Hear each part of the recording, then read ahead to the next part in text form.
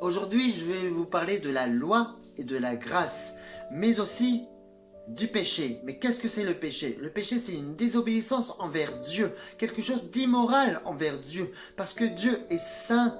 Pour lui, tout est moral. Il ne peut pas côtoyer le péché.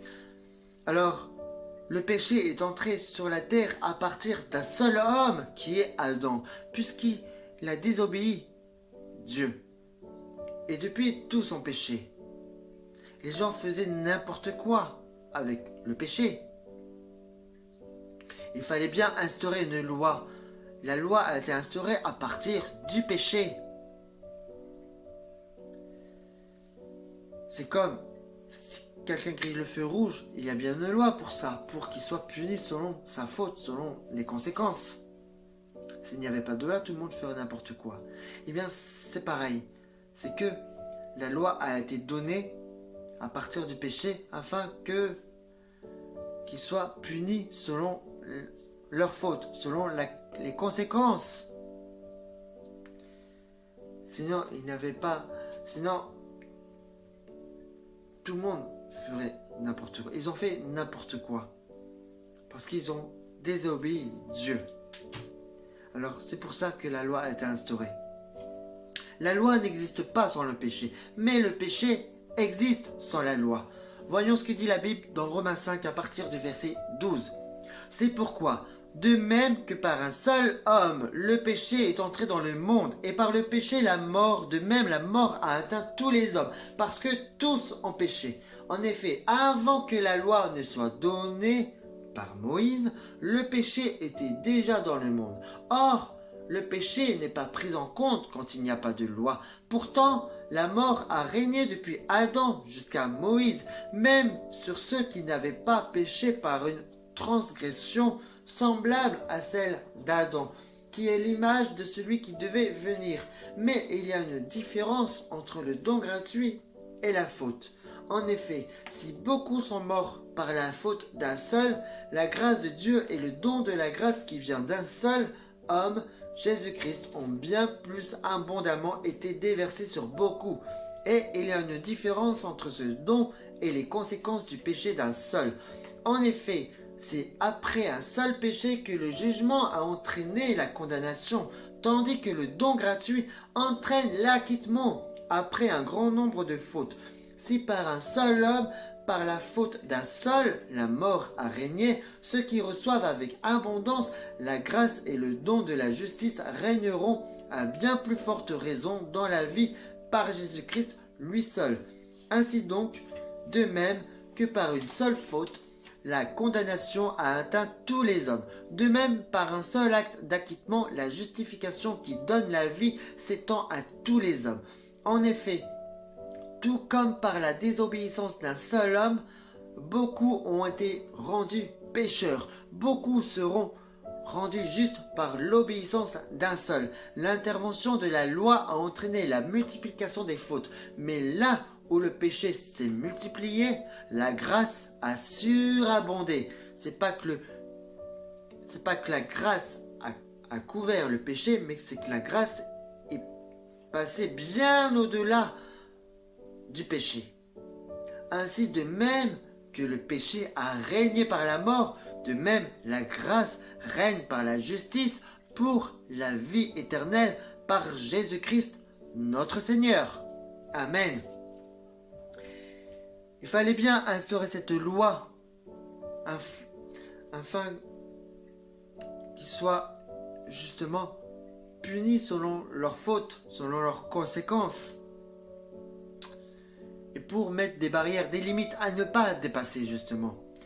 Mais c'est que par un seul homme, le péché est entré sur la terre, la mort est entrée sur la terre, et que par un seul homme,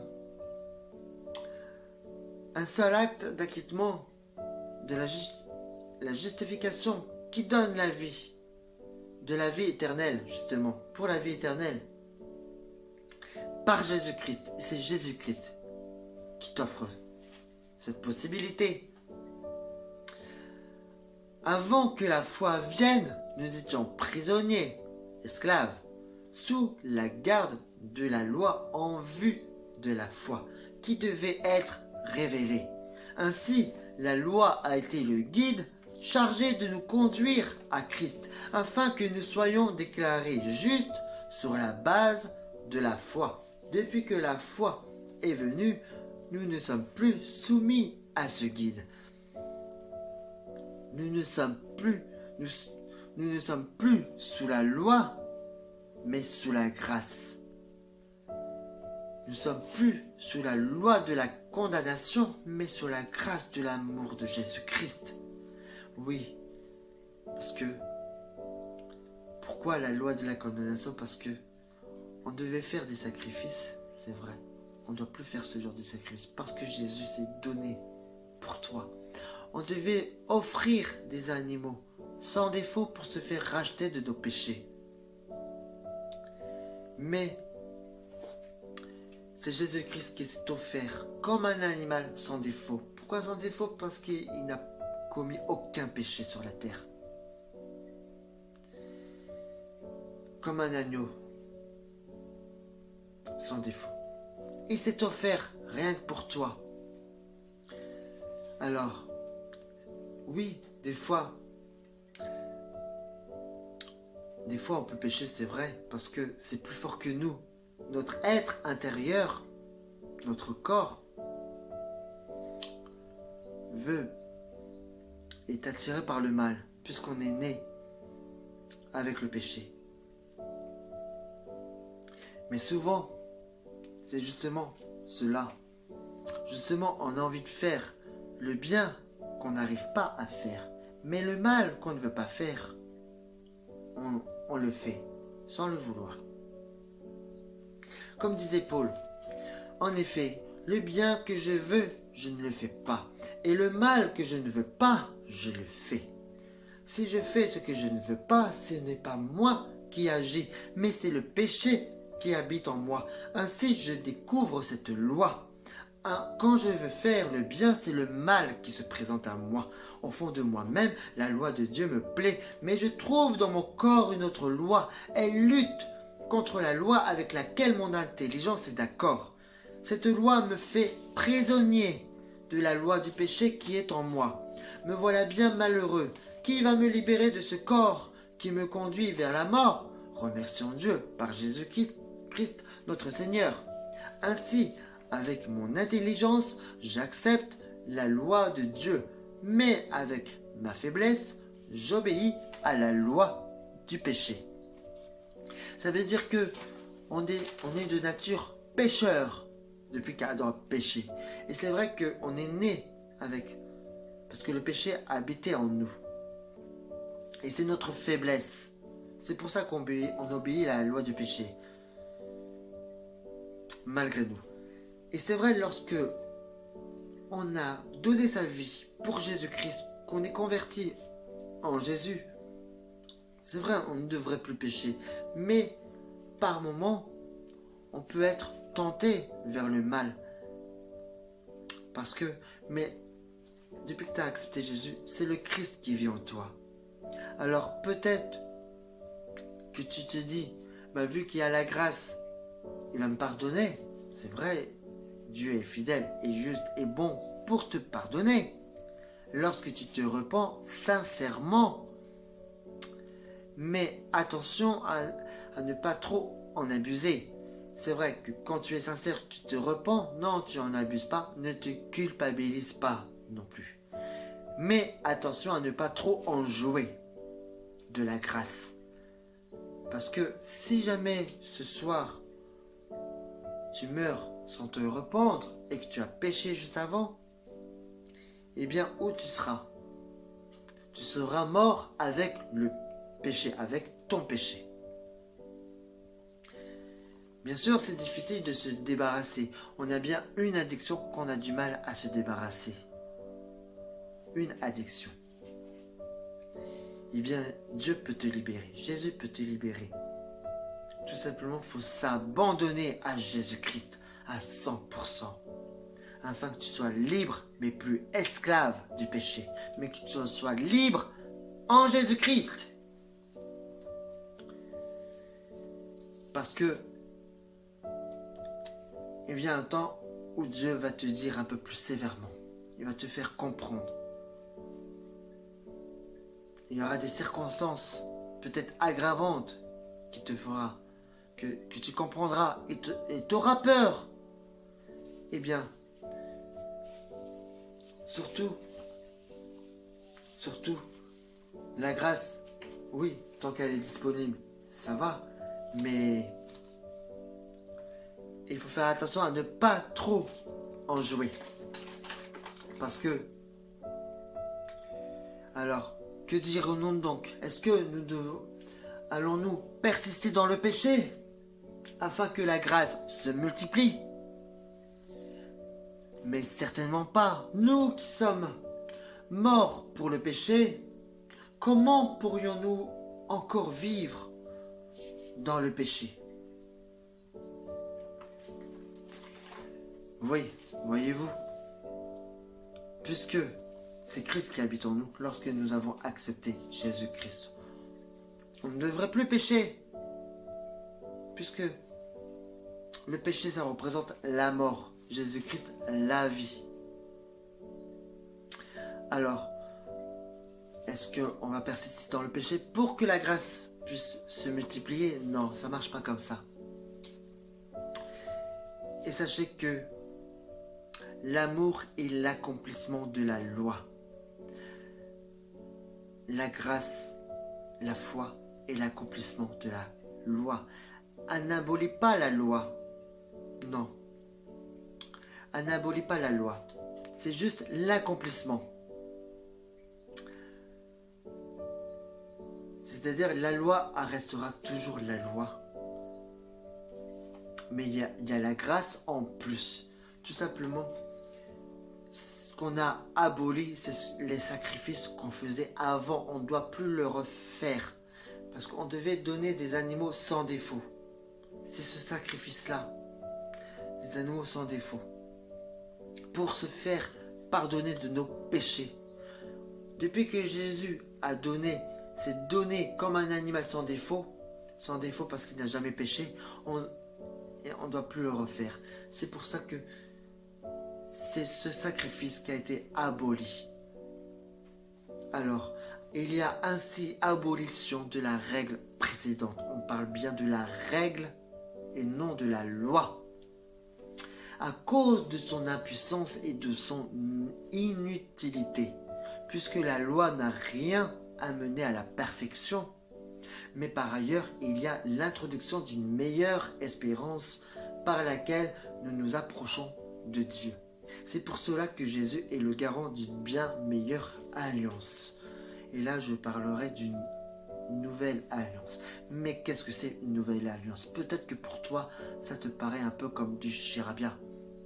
Eh bien, une nouvelle alliance, je parlais un peu terre à terre. Quand on parle d'alliance, on parle de mariage. C'est comme si tu te maries, eh bien, tu as une bague au doigt, c'est une alliance, et c'est une union entre toi et ta femme, ton mari, ta femme, c'est une union entre vous deux. Eh bien, avec Jésus, c'est la même chose. Tu n'auras peut-être pas la bague au doigt, mais c'est une union entre toi et Jésus, entre Jésus et le peuple qui a scellé. Tout simplement, c'est à toi d'accepter Jésus-Christ, de lui demander pardon pour tes péchés et de le reconnaître comme Seigneur et Sauveur personnel. Tu as juste à faire et tu auras ton alliance avec Jésus-Christ. En effet, si la première alliance avait été irréprochable, il n'aurait pas été question de la remplacer par une seconde. L'ancienne alliance, c'était dans l'Ancien Testament, là où on donnait des animaux sans défaut. C'était ça, l'ancienne alliance, la première alliance. Et Jésus a donné la nouvelle alliance par le sacrifice de la croix. Parce que c'est son sang versé, son coulé. Sans le sang versé, il n'y a pas de pardon. Sans le sang, il n'y a pas de pardon. Et que dirons-nous d'autre? Est-ce que tu seras sauvé selon tes œuvres, selon ce que tu as fait? Voilà, j'ai donné ceci, j'ai donné cela. Eh bien, simplement, Non, c'est par la foi en Jésus-Christ que tu seras sauvé. Voilà, et c'est par le sang de Jésus-Christ que Jésus a vaincu la mort, qu'il est passé de la mort à la vie. C'est par ce sang-là. Alors de quoi as-tu peur? Puisque Jésus a vaincu la mort par son sang. Et par le sang. Parce que le sang de Jésus-Christ est précieux. Et sans le sang, il n'y a pas de pardon. Tout simplement.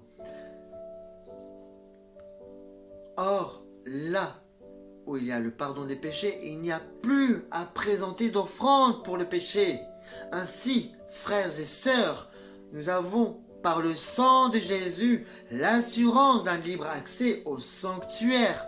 Cette route nouvelle et vivante, il a inaugurée pour nous au travers du voile, c'est-à-dire de son propre corps.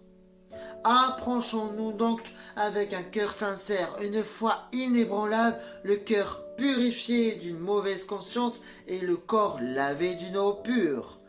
Alors, si pour toi, Jésus se résume, je ne sais pas comment toi, peut-être que Pâques pour toi, c'est des œufs en chocolat, ou Noël pour toi, c'est le Père Noël et avoir des cadeaux, sache que Noël, c'est un symbole, la naissance de Jésus, mais la naissance, de célébrer la naissance, ce n'est pas très important. Mais Pâques, c'est surtout la résurrection de Jésus-Christ. Mais Jésus, qu'est-ce qu'il a fait pour toi? Remémore-toi bien. On doit, c'est vrai, célébrer la résurrection de Jésus, mais tous les jours. Tout simplement, peut-être que tu viens à l'église, et que lorsque tu ressors, c'est pour toi, quand tu viens à l'église, c'est comme un masque. Et quand tu ressors, tu deviens comme avant. C'est-à-dire, voilà, sois un chrétien authentique. Pas tout simplement un chrétien du dimanche. Et puis après, quand tu vas au travail, ou peu importe où tu vas, lundi, mardi et tout ça, t'es comme dans un... Comme quelqu'un qui vit dans le monde. Eh bien, tout simplement, sois un chrétien authentique. Lorsque nous avons accepté Jésus, nous avons Christ en nous. Le péché n'habite plus en nous. Alors, bien sûr, bien sûr, faut s'abandonner à Jésus-Christ. Entièrement. Par le sang de Jésus. Qu'on soit vraiment purifié par de l'eau pure. Par son sang. Le sang qui nous sanctifie. Le sang de Jésus. Parce qu'il a vaincu la mort. Et c'est par son sang qu'on a le pardon de nos péchés. Alors, on ne doit plus faire de sacrifice. Jésus a fait ce sacrifice pour tout le monde, pour tous les peuples, de toutes les nations, des siècles et des siècles, pour toutes les nationalités, pour toute origine. Tu n'as plus à faire de sacrifice. Jésus s'est donné une seule fois pour tout le monde, a donné sa vie pour chacun d'entre nous. Et c'est par cette assurance que nous avons un accès libre vers la vie éternelle. Si tu veux recevoir la vie éternelle, il suffit de prier ainsi. C'est selon ton cœur. Jésus, Dieu, ne regarde pas à l'apparence, mais il regarde au cœur. C'est pour cela qu'il a donné sa vie pour toi. Parce qu'il a regardé à ton cœur et non à ce que tu as fait.